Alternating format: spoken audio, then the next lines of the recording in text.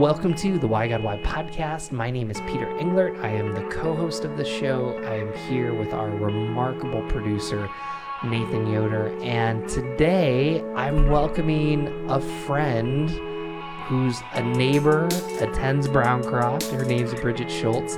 We're going to be talking about the question, why do we love nostalgia so much? And Bridget is not only a friend, a member of Browncroft, she is also our librarian. So you get huge points with Haley and Lucy. How does that sound? and that's the people that really count, you know? You know, I've been told that before. Yeah. So Yeah. Awesome. Well, so Bridget, so the reason why I have you on, you know, you are probably the foremost expert I know in pop culture, from movies, music, and I think our listeners are going to find that out. But why don't you just take a little moment? Why don't you tell us your story and just kind of share with us your faith journey?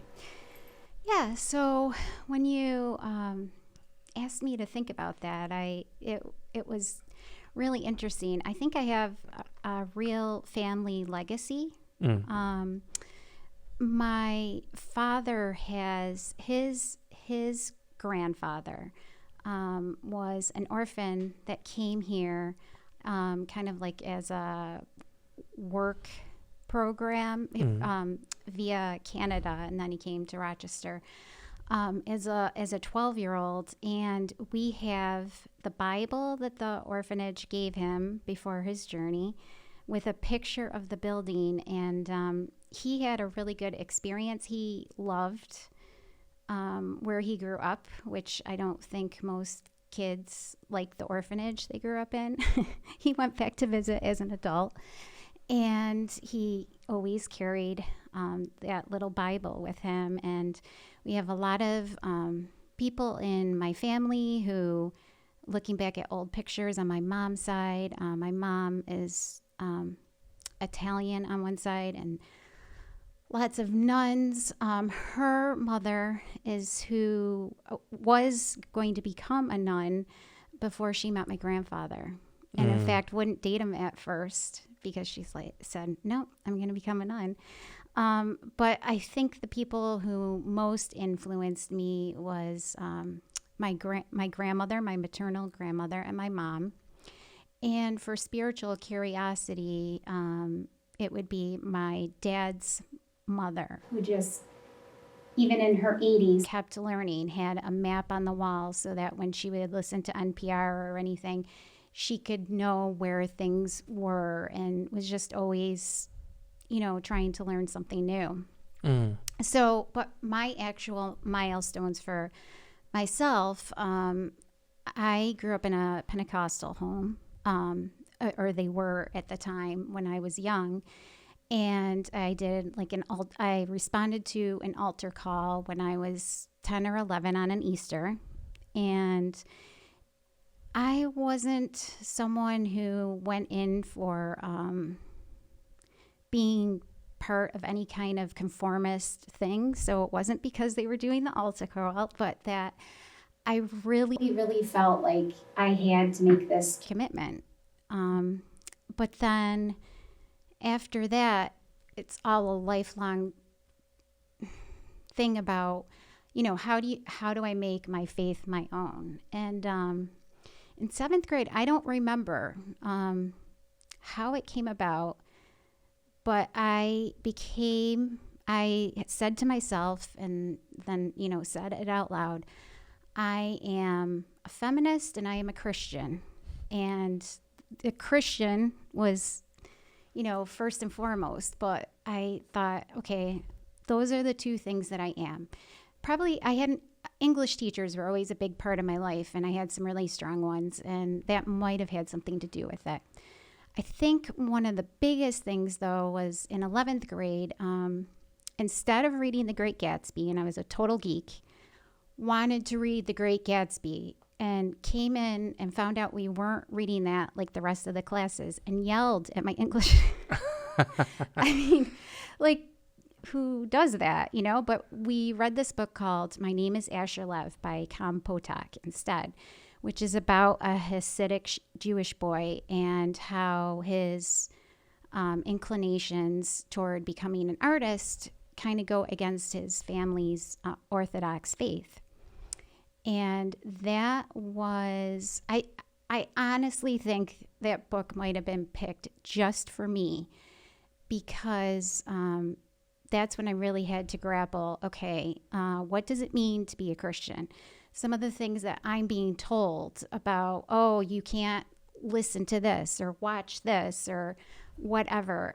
How does that work in my life? And ultimately, though, I really grappled with the book. I came to a different conclusion than Potok Asher did.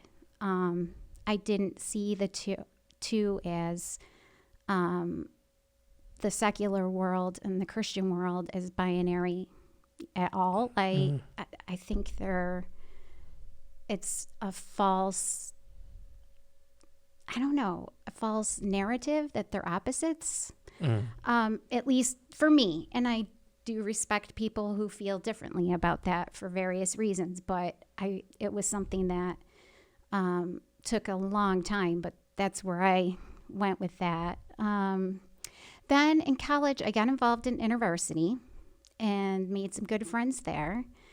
So I think that strengthened me to the point where my parents had kind of helped me pick my college and my major, which was communications. And I took my first journalism class, and the teacher said how none of it is like fiction. And basically, I came away from the first day of my journalism class, called my parents and said, I will do what you want for undergrad. You're paying for it. I will pay my way through graduate school, and I want to go to film school. And so then I started applying. I started for NYU, like most people do. And as I was researching it, realized it might be a while even to get my hands on a camera there. And I didn't have any inside influence or anything like that. So I just started looking around on the internet and found Regent, which is a private Christian college, and was able to make a short film my first year based on a police song, which was my script got chosen to be one of the 2 or 3 produced for that year. That's how they did it. And I got to work with actual film, not digital and everything. So learning how to cut and edit and all of that was really great.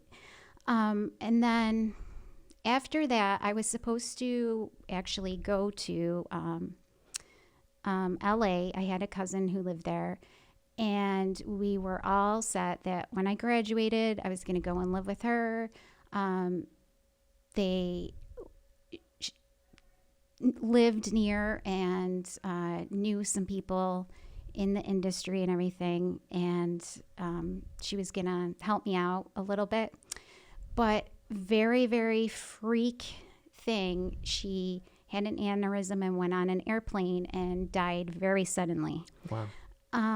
So then I thought, okay, well, what am I doing now? And I mean, besides the fact of, losing someone. And it took a little while. I had just met my husband. He got asked to do a spec script for a comedy because he knew someone, but he had no idea how to format a comedy script. So we started getting together for coffee, I think twice a week, and I would do the writing and show him how to edit everything and the format everything was supposed to go into. And he did all the jokes. And nothing happened with the spec script, although they did take his exact idea years later and use it. So I'm not saying about who it was for or whatever, but, they changed some minor things. But through that, we really enjoyed working together. We started dating a little bit after that. And I got accepted into Act One, writing for Hollywood, which is another program to bring Christians into the industry. And there I had to write my creed. I had to really think about everything about what it means to be an artist and a Christian. But I didn't love the culture there. So I mean, I love the program. I love the people. I meant LA. I am not someone who's into big budget movies as much as indie things, and feel more comfortable in the Northeast. Just a lot of that part of the culture, not the program. I highly recommend the program. So I thought, well, I can write and be at home with my family and everything. You can still be a writer. So that's kind of where I am today. The other thing that I would say that's really instrumental to my own faith and artistry and that kind of thing is Madeleine L'Engle's Walking on Water, Reflections on Faith and Art. I filter everything and how I think about anything based through that book. That is quite the story. And you know what? I was thinking about it. We had Charlie on the podcast, and I think you're the first individual couple like that we've had on separate podcasts. So there we go. Well, I'm going to go a little off script here because I think it's kind of helpful, and you know, you and I have talked a lot, and so you know. One of the things that I've noticed about this question, why do we love nostalgia so much, is you're someone that's had to wrestle the tension of following Jesus, but also, you know, you love these certain movies, you love these things. And, you know, it's interesting.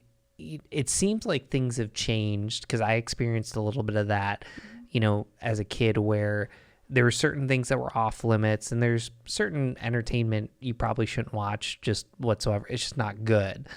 So, you know, today, how have you kind of navigated following Jesus? Because it seems like you listen and you watch and you read with in the back of your mind kind of this Christian perspective. And almost, I think some of our listeners will hear that and be like, oh, like everything's like the gospel story or something, but you do it almost with a whimsy, and the gospels are really important, so don't get me wrong there, but you do it with a sense of even the dark moments kind of point to something. Tell us about that. How do you kind of frame and watch and listen? Because you listen, you do a lot. Like this is part of who you are and what your hobbies are, and it's almost a spiritual experience. Yeah, I think, like I said, I think Regent, I had some really good professors who, you know, taught us about don't look at maybe this individual situation, whatever. What are they trying to tell us, and what's the world view of the total sum of the parts, that kind of thing. And then Act One, I remember being really surprised because before we went there, we had a whole list of movies and books that we had to read before we even got there. And one of them was Fargo. And I remember seeing that in the theater with a date. And at the time, because we were I was censored, not with books ever, thank God. That was a saving grace. But my mom was pretty strict about what movies and music we could listen to.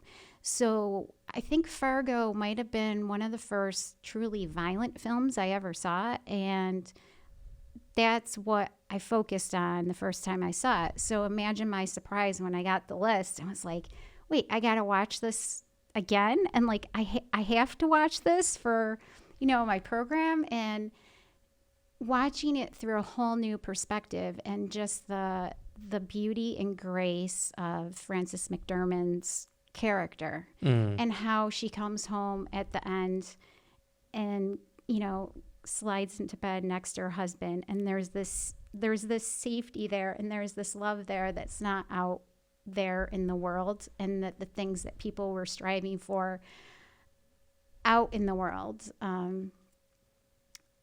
those things were ultimately, not the point when you see this last scene. And it actually kind of made me cry the second time, which I'm not sure that's a reaction many people have to Fargo, but that's what they must have wanted us to see, So I think having some people who see the nuance and subtlety, having some good teachers that way who come from a Christian perspective, and learning those things, and also having a natural proclivity towards them, even as a real little kid, those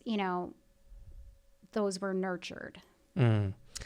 So we're going to have some fun, but I kind of want to back up, because the reason I asked you to do this, I feel like whatever was cool when we were 18 to 24 years old is whatever people think are the best. And so it's fascinating to me. I just saw there's probably going to be a Frasier reboot. By the time this podcast, goes forth, there's going to be another reboot. And, it seems like there's this need for nostalgia, need to bring something back. We're trying to redo movies. You brought up Great Gatsby. I mean, Leonardo DiCaprio's movie, it's probably 10 to 15 years old. What do you think it is about all of this, let's reboot, remake, give it to a new generation? What do you think that says to us about a culture? Well, that's complex, and I have a couple different things that I thought about that. I think, the cynical view would be that it's easy. There's already a built-in audience for it. I personally don't always love a reboot, but there's also some good things about it too, that when you don't take the cynical view. And one thing I thought about, you asked me to think about nostalgia, and I was, okay, so what exactly is nostalgia? So because I always use a Merriam-Webster dictionary. Love this. So I have, the definition is a wistful or excessively sentimental yearning for a return to or some past period or irrecoverable condition. Also something that evokes nostalgia. I mean, that's kind of obvious. Or number 2, the state of being homesickness. And then that automatically brought me to, that's our human condition in a way. And I thought of, so when I was maybe in college, there was a band called Plum. I don't know if you know who that was or not. I had a couple Plum CDs back in the day. Come on. All right, yeah. Okay, so you know about Plum. And she had a song called God-Shaped Hole. And the lyrics were a God-shaped hole in all of us, and the restless soul is searching. There's a God-shaped hole in all of us, and it's a void only he could fill. And our state of being in the world, I think, is we're always looking to get back to home metaphysically, and that state of coziness and love for those of us that grew up in a halfway decent, accepting home, So there's nostalgia for that. I think there's also, you can connect. So for the people who are doing these reboots, if it's not just a cash grab, and and you know the difference a lot of time, because if the fans are into it and that kind of thing, usually, and it stands the test of time, whoever did that thought, okay, this is something that I savored and I want to bring it to new people. So when I'm, at the circulation desk and a parent comes up with their kids, and they have like the graphic novels of the Babysitters Club and how that's been on Netflix, I'm like, yes. And what's even cooler about that, when I was younger, only girls were into that. Now I see little boys too. So I get excited about that. Every time someone brings up Labyrinth or Goonies, I'm like, yes, you're passing it on. Oh, I think my favorite thing of when my niece was little was getting to introduce some of the things that I loved to her, reading A Wrinkle in Time with her and Ramona Quimby, age 8. And, as she got to be older and a teenager, like Grease and The Breakfast Club and Better Off Dead, and, and seeing like her joy in that too. So there is a connection, a bridge between generations when it's done well too. No, I think what I'm hearing, and I know we're going a little off script, so I appreciate that. I was just thinking about Boy Meets World, which was probably my favorite TV show as a high schooler. And they did a reboot that wasn't successful, but there was a part of me that wanted to see that because I wanted to see Corey and Topanga with a kid. Like, what happened? And, I think even, my friend Jeff has made that comment of, we spend most of our life running from home only to want to get back to it.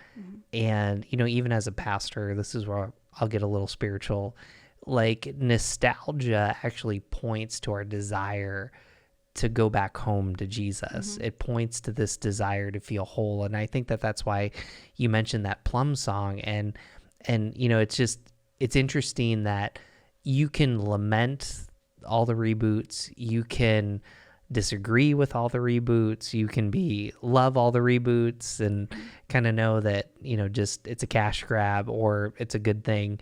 But ultimately, even what we're doing in this podcast is, hey, hold on a second. Like, these reboots matter. They say something about our culture because there's an ever-changing world out there. And to grab some semblance of, I wouldn't say normalcy, but just, coming back home, as you said, or even that time in our life, the Bible talks about being a child. Like, we're trying to get back there. I think that's what I'm hearing from you.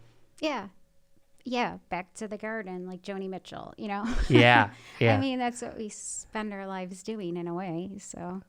Man, well, that's pretty powerful. Well, we're going to come back to that, but, what I wanted to do, I've kind of hinted at this, is since we're talking about nostalgia, I want to get personal. And when you think of yourself as a high schooler, and you've already told me pre-interview there might be more than one, what movie and what song and what TV show affected you the most? So I'm just going to let you run. Yeah, TV show was the easiest. It was My So-Called Life. Just fell in love with it and rewatched it with my husband a couple years ago. Still really liked it. I mean, didn't hit me in the same way, but I still really liked it. And I was one of the few, I've read some newspaper or something that they were trying to petition because there had only been one season. Just like a lot of other good shows I can think of, like Freaks and Geeks, which I didn't discover till I was older, so that's why that's not in there. But that's a top 3 Peter Englert show, Freaks and Geeks. It's a top 3 whatever show. But yeah, that wasn't in my high school time period. So, but I started a petition at my high school to get the show back on the air and sent it in to the powers that be. And alas, it did not work. But yeah, that's how passionate I was about that. Movie is pretty easy. Again, we were pretty censored in our films. I think I'm probably the only American kid who saw in the theater my first R-rated film when I was 17. Oh, and I had permission to go because my friend's mother was going, and it was The Bodyguard, like really edgy. Oh my goodness.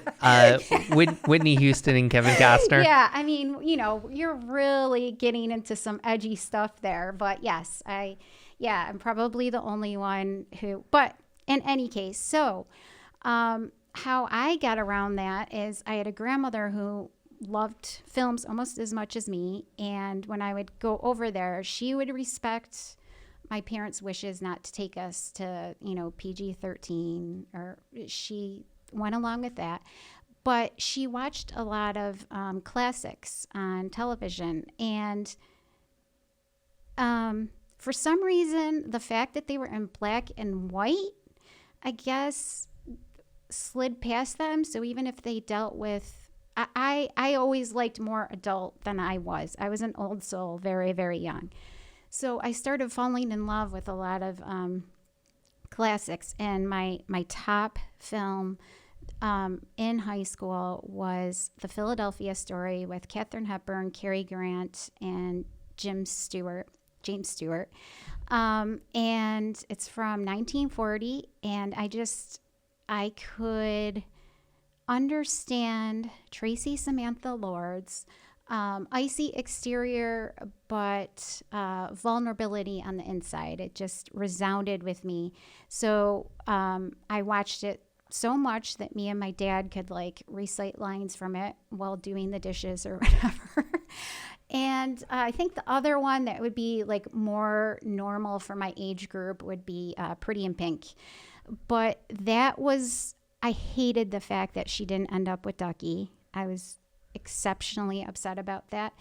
But I loved Annie Potts' wardrobe in that. So I loved the punk clothes and everything. So that would be, I guess, a normal teenage high school film.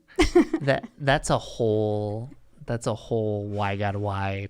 Because if you talk to people that watch Pretty in Pink, there's a whole debate on that. So yeah, and it's interesting to note that the book version does not have her. She ends up with Ducky. Oh. But Molly Ringwald was the star, and she thought that it was the class war, that she shouldn't have to end up with being poor, end up with someone poor, where I didn't read it at all that either one of them were going to grow up to be poor. I thought they were already enough of individualists that they were going to be fine, and I just wanted to see the two of them together. Well, there you go. There you go. So those were your movies. Yeah. Let's move on to songs.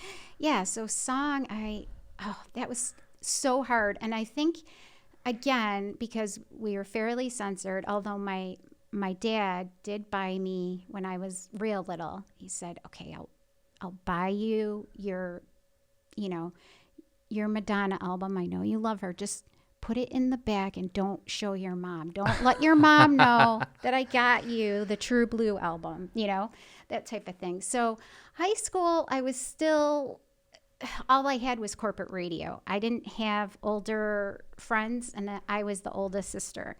So I was like, it's not really indicative. I didn't have Amanda Palmer yet. I didn't have Ani DeFranco, the Pixies, Over the Rhine, But from what I could get from radio, I guess, I really liked No Doubt's Just a Girl. I could identify with the tongue-in-cheek and just a little bit of rage going on there. I had that on constant loop. And I think because my younger sister, my parents started being less strict, and she was able to get the CD. So it was like, okay. So I listened to that a lot. I loved Beck's Loser. And I remember a unifying moment in computer typing class. Like, how ancient is that you have a computer keyboarding class, Peter? And by the way, I did take it in 7th grade, so I just want to point that out there. I mean, so sad. But anyway, and it was a mixed class. I probably was one of the older students in that class, and I remember all of us coming together to sing the lyrics to that, which are just surrealist and fun. And then the last one that I could think of at that time was, I loved, and I think this showed the progression of who I became too. Delight's Groove is in the Heart. They played that at like our 9th grade dance or something. And they have video screens, which I think her name is Miss Lady Keir, had the most amazing little go-go dresses and everything. And I was like, oh yeah, that's what I want to be. And I started dancing, and my friends left the dance floor because they thought it was cheesy and everything. They were more into like the whole Stone Temple Pilots and that kind of thing. And when they were like, oh, I don't understand, Bridget. This is so embarrassing. I'm like, I don't care. This is glamorous. I love it. I absolutely loved it. And when I was looking it up for this podcast, because I was like, oh, when did that come out? That kind of thing. I found out that there's a lot of samples in that. And there's a Herbie Hancock song that shows up on the Blow Up soundtrack from 1966. So it was all kind of like full circle, how you still learn things, like even just for this, And the Dookie album from Green Day got me started. I love New York 1970s punk because I was introduced to pop punk through Green Day. Well, let me back up, and then we'll answer the TV shows. So the movie that probably makes me most nostalgic in high school and probably impacted me the most is Finding Forrester. So I think it's Robert Jones. I think that's his name, but then Sean Connery, of course, is in there. And, it's interesting now. You have a basketball player that's secretly writing with this great author that never wrote his second novel. So, that probably impacted me because, I'm creating a lot of content. I'm nowhere near the basketball player he was, but I was playing basketball, so that affected me. You're decent. Well, yeah. At least my husband says you are, and he's halfway decent. So. Oh, Charlie's good. Charlie's he's crafty. I like that. So no, the song that. So I'm gonna break my own rule. I picked 2 also. Yeah. And so I feel like I'm just gonna out myself here. I graduated in 2005 from high school. So there's Mr. Brightside by The Killers. I think that was, it went platinum, but I think it really connected with the generation of how do you hold in tension the reality of the brokenness of this world, but also like the hope. And then, I also think How to Save a Life by The Fray, because I think what I'm seeing right now, and, my wife, Robin, like that was kind of the first inkling to our steps towards mental health. I think of her as a therapist, like all of a sudden that became a conversation. So those are my movies. Those are my songs. So yeah. I love yours though too. Yeah. So no, those are great. Yeah. And it's interesting. Our niece is 17 now and she likes Mr. Brightside too. So, stuff comes around. I've noticed with a lot of younger teens today that they're into like 70s and 80s music the way me and my friends were, like the oldies channel back in our day, which was like 50s and 60s. Yeah, because sometimes I'm like, why like Metallica's a thing again, and I don't really understand, but I think that's what it is, because I thought back, well, yeah, at a certain age, like around 14, 15, I don't know. I did the same thing. I listened to the oldies channel in a way that I never did since then. Wow. Well, let's go to the third part. What about a TV show? My So-Called Life. Oh, that's right. Yeah. I'm so sorry. We would, no, I got so engrossed in the music and stuff. So for me, it was Boy Meets World. And, you know, it's so funny. I look back, How I Met Your Mother started in 2005. The Office started in 2000. And like kind of there was something about that time that sitcoms were doing really good. So anyways, no, thanks for reminding me of that. So I think what I'm hearing from you, and even what I'm kind of sharing, is if we don't recognize the nostalgia in our life and kind of where we come from, because it wasn't just you liked it, you know, you liked those TV shows, you liked those songs and movies. There was something you like. What happens if we don't recognize our deeper love for nostalgia? You can answer that personally or even just your observations.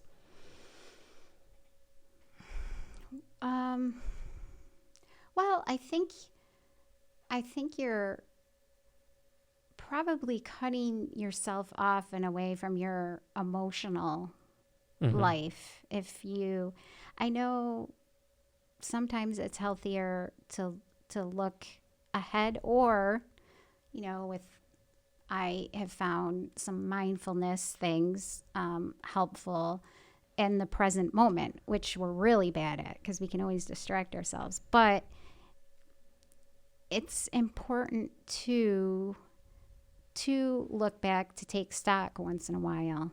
You know, where have you come from? Where are you going with that? You know, are you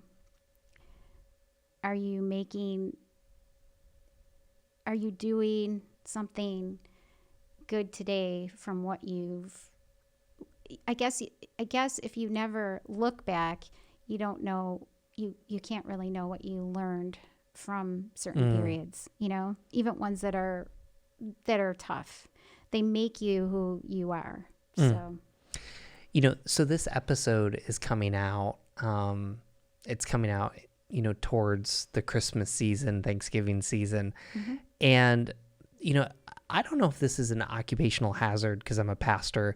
I just feel like churches have weird relationships with nostalgia. So, you know, people probably won't use the word nostalgia for churches. They'd use the word tradition. And so, like, even in this season, I find more and more people that say, no, I want to sing the carols as they are, you know, and even just during our holiday season, like, I feel like there's this renaissance of, like, we want to do the family Thanksgiving. We want to say what we're thankful for. You know, I even think about Advent, like, you know, having certain times of the year where you focus on that. And, you know, I guess for you, because even listening to you really live in the past, present, and future. And you're like, of course I do, you know, but I feel like the way that you engage pop culture, even the way that you engage Christianity, and I guess as we kind of think of this holiday season, do you think we're overplaying it, or do you think it's this need in our lives that because the world's changing so much, there's something about having a rootedness that we're coming back to? I don't know. I'd just be curious. Yeah, I think a lot of us as Christians, I really grappled with this question. I think there's something really important about some sort of traditions. For instance, when I was growing up as a kid, we would, a lot more than now, sing out of hymnals, and I found them kind of boring at the time, but I find now me and my husband visit a lot of different churches, and if they're doing something from a hymnal, we can follow along because we know those songs. And there is something to be said about finding common ground.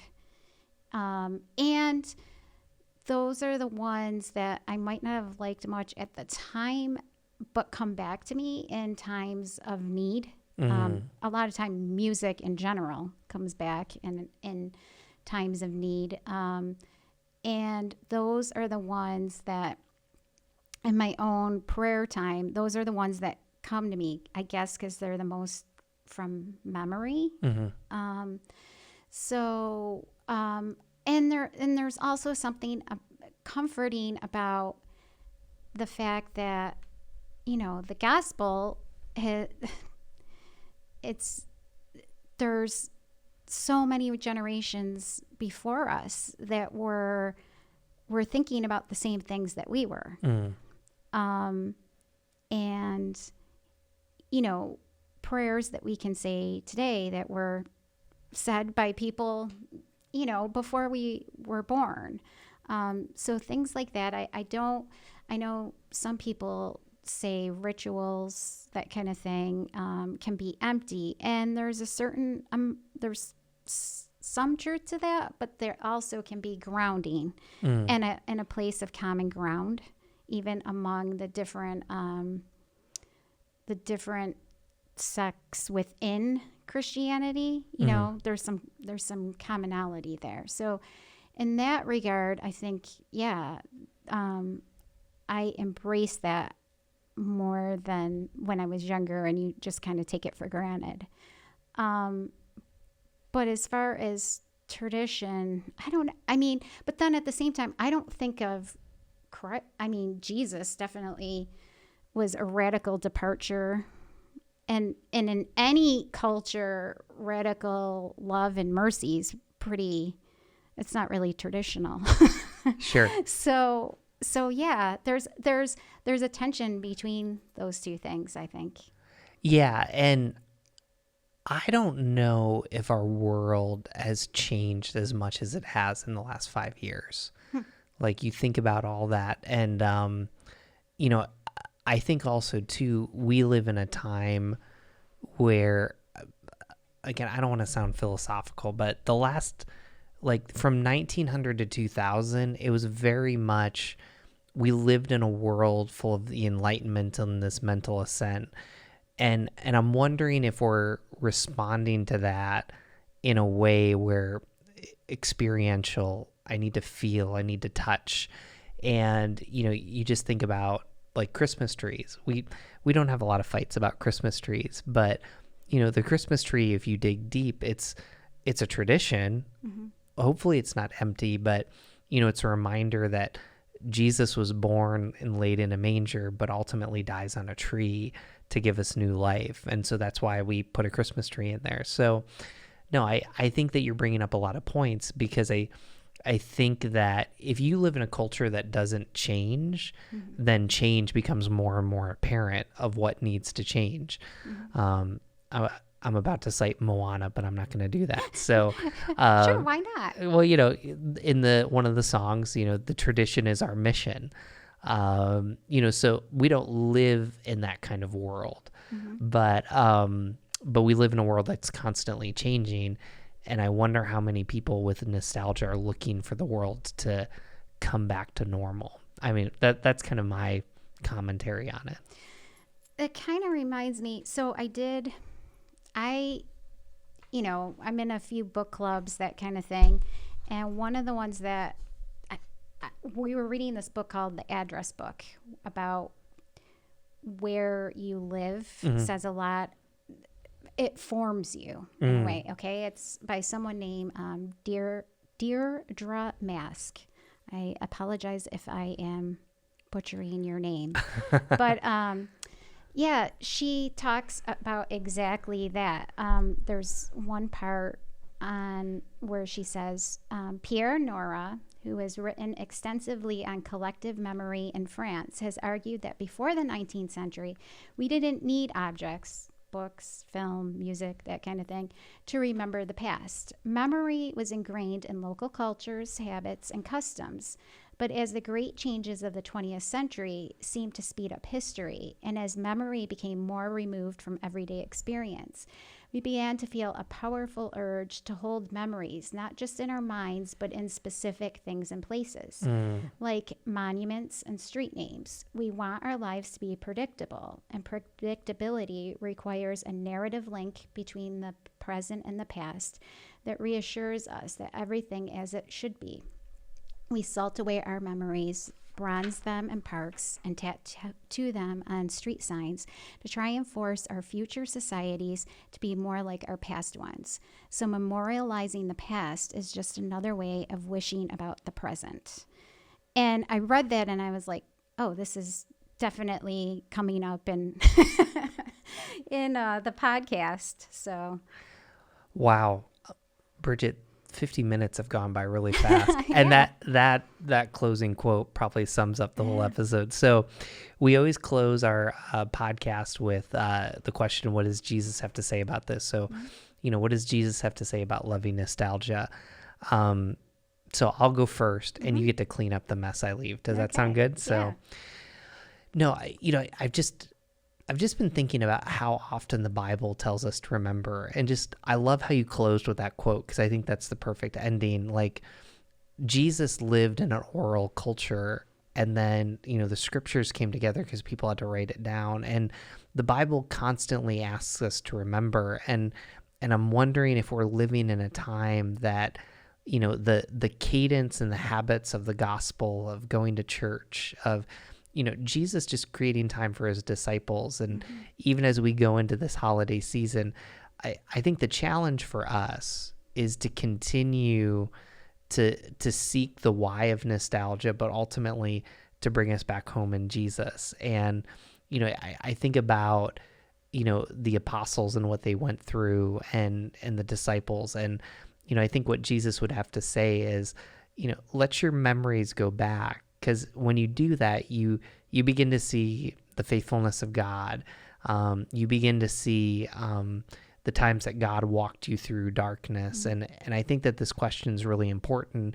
10 to 20 years from now, we're going to remember, 2020 to 2022. I mean, and even beyond. I mean, we need to look back on that to see where we've came. And I think that that's probably, Jesus would say, go 3 or 4 steps deeper in your love for nostalgia. So those are my thoughts. What are yours? Well, I guess the first thing that I came away with when I was thinking about that was Ecclesiastes. And the eye never has enough of seeing, nor the ear its fill of hearing. What has been will be again. What has been done will be done again. There is nothing new under the sun. Is there anything in which one can say, look, this is something new? It was here already long ago. It was here before our time. And that's from Ecclesiastes 1:8 through 10. But I think as, when we're looking at creativity and that kind of thing, the challenge isn't to come up with something new, because there's no such thing in a way. But how can we make it exciting and relevant for people today? And I think that's the church's mission too. What a great way to end. Bridget, if people want to find you, what's the best way to do that?